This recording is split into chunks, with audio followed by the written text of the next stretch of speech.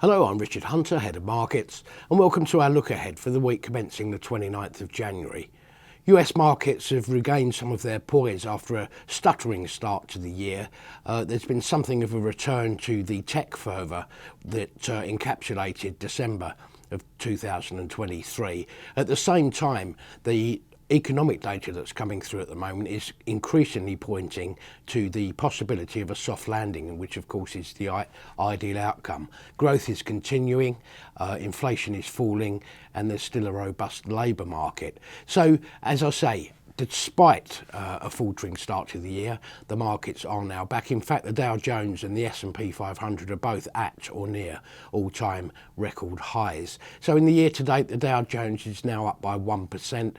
The S&P 500 by 2.6%, the Nasdaq by 3.3%, and one unfortunate outcome of this tech rally is that the FTSE 100 has largely missed out on that, not having so many tech stocks, of course. FTSE's down 1.9% so far this year. Turning to next week, we've got quite a few FTSE 100 heavyweights reporting. Firstly, Diageo has its half-year numbers. This is a well-regarded stock, particularly for the longer term. It's in any number of core portfolios, but share price down about 19% over the last year. It recently gave an update to the market, which said that consumers were basically consuming less and also down trading, particularly in the Latin American and Caribbean markets, which hit the shares quite hard at that point. There's going to be no buybacks this year from the company, and also US spirits growth is fairly anemic at the moment. So we need to see whether any of its fortunes have changed in that update next week. There's also full-year numbers from GlaxoSmithKline. Shares have fared a bit better here, up 9.5% over the last year. Obviously, this is all about drug development. The vaccines pipeline is progressing well for Glaxo, and indeed, there's new progress also in its respiratory drugs. In terms of its third quarter update, the last time we heard from Glaxo had actually raised guidance for the year, so hopes are going to be fairly high there.